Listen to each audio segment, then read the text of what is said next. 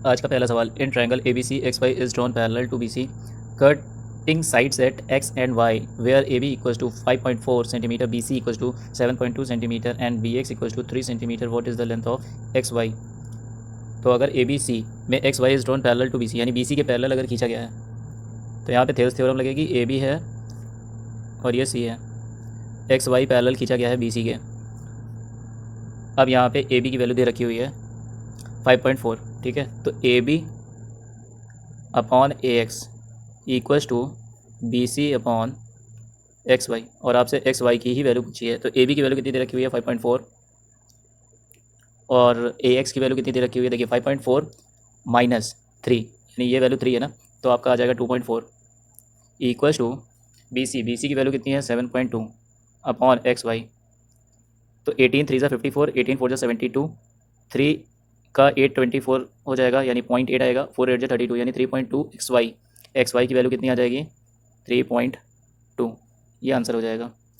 If the side of a cube is 3 which of the following option is equal to the ratio between the surface area and the volume of the cube 2:1। कैसे किया, जब भी आपसे कह दे कि surface area and the volume of a cube ये आपको दे रखा हो रेशियो में पूछ रहा हो तो क्या हो जाएगा 6:A। सरफेस एरिया और वॉल्यूम का जो रेशियो होता है वो होता है 6:A क्यूब का, ठीक है। और यहाँ पे ए की वैल्यू 3 दे रखी हुई है तो ये कितना हो जाएगा 2:1। ये कॉन्सेप्ट याद रखिएगा, सवाल जल्दी हो जाएगा। Two circle touch each other externally, the radius of the circle with centre O is 49 centimetre, the radius of the circle with centre A is 16 centimetre, find the length of the common tangent B C. देखिए यहाँ पे मैं आपको diagram दे देता हूँ क्योंकि diagram दे रखा था, ये आपका एक्सटर्नली टच कर रहा है और यहाँ पे बी सी एक कॉमन टेंजेंट है बी सी, ठीक है। एक 49 है, दूसरा 16 है। इससे पहले वाली वीडियो में मैंने कॉमन टेंजेंट के लिए फॉर्मूला बताया था। तो एल कैसे आएगा, देखिए एल आएगा 49 + 16 कितना आ जाएगा 65, इसका स्क्वायर कर दो अंडर रूट माइनस 49 - 16 कितना आएगा 49 - 16 33 का स्क्वायर, ठीक है। 65 - 33 कितना हो जाएगा, देखिए a + b a - b लगाऊंगा तो यहाँ पे आ जाएगा 32 इंटू ऐड कर दो एक बार तो आ जाएगा 98। 98 देखिए 98 से आएगा 7, 7 का मल्टीपल चेक कर लो, 7 8 56, तो पहला ऑप्शन आपका सही हो जाएगा।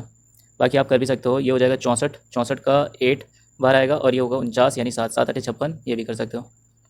अगला question, O is the centre and the arc P Q R subtended an angle of 240 degree at O, P Q is extended to A, the angle A Q R is.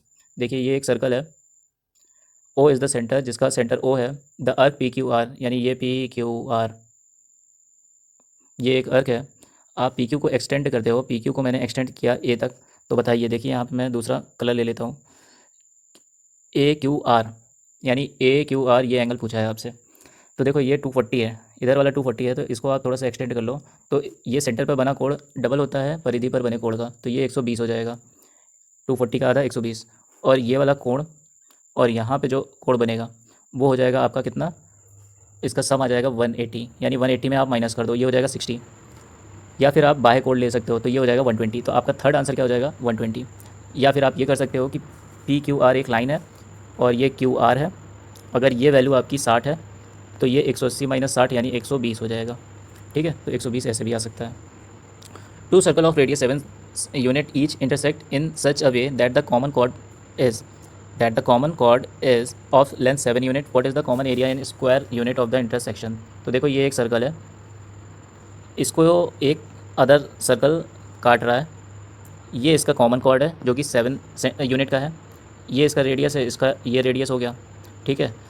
तो देखो यहाँ पे ये पूछा है आपसे कि बताओ कि ये जो वैल्यू है जिसको मैंने पीले से दिखाया है इसका आंसर वैल्यू बताओ क्या होगा, ठीक है।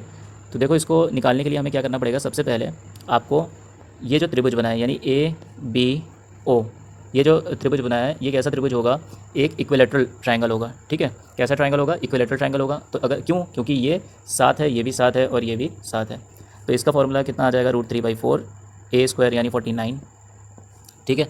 अब देखो ये सेक्टर फॉर्मूले से निकलेगा, ए बी का जो अभी मैं दिखा रहा हूँ जिसको डार्क कर रहा हूँ इस वाला पोर्शन का, ये सेक्टर फॉर्मूला से आएगा। सेक्टर फॉर्मूला क्या कहता है, थीटा बाई 360 यानी 60/360 पाई आर स्क्वायर की वैल्यू कितनी हो जाएगी 49, ठीक है। पाई की वैल्यू एज इट इज़ रखे रहो तो ये हो जाएगा 6। तो जैसे ही आप इस सेक्टर में से इस ट्रायंगल को घटाते हो तो आपको ये वाला पोर्शन मिल जाएगा और ये सिमेट्रिक है तो इसका डबल कर दो तो आपका आंसर निकल करके आ जाएगा, ठीक है। तो यहाँ पे आपको क्या करना है, सबसे पहले 49 जो है 49 जो आपका वैल्यू आया है 49 पाई 49 पाई अपॉन 6 माइनस √3/4 इंटू 49, इसका आप कर दो जस्ट डबल, तो आपका राइट आंसर निकल करके आ जाएगा। The capacity of a cylinder tank is 8316। If the radius of its space is 21 centimetre then find the depth of the tank. देखो कैपेसिटी ऑफ सिलेंडर कितना होता है, कैपेसिटी यानी वॉल्यूम, वॉल्यूम का फॉर्मूला क्या होता है, पाई आर स्क्वायर एच। अब देखो यहाँ पे मैं एक चीज़ आपको बताने जा रहा हूँ। देखो पाई की वैल्यू आएगी 22/7, यानी 7 का मल्टीप्लाई चला जाएगा किसके साथ, इस वाली वैल्यू के साथ, ठीक है। इसका ले लो 6, यानी 6 गुणे 7 ये हो जाएगा। 22 का ले लो 2, आर स्क्वायर का मतलब 21, 21 का स्क्वायर 441, यानी इसका भी ले लो 1। अब यहाँ पे आ जाएगा एच। 7 छंग 42 का लास्ट डिजिट 2, 2 1 2। अब 2 का मल्टीप्लाई किस वैल्यू से कर दे कि यहाँ पे जो 2 आया है उसके बराबर हो जाए। तो देखो 2 छंग 12, अगर मैं एच की वैल्यू 6 ले लूँ तो यहाँ पे 12 आएगा, यानी लास्ट डिजिट 2 आ जाएगा, तो ये हमारा आंसर सही हो जाएगा। 2 8 16, 6 आ रहा है, नहीं हो सकता। 2 4 8 नहीं हो सकता, 8 आ रहा है। 2 10 20 यानी 0 आ रहा है, ये भी नहीं हो सकता। आप इस फॉर्मूले का इस्तेमाल करके भी अपने कैलकुलेशन को कम कर सकते हो। बाकी आपको पता होगा कैलकुलेशन कैसे किया जाता है। धन्यवाद वीडियो को देखने के लिए।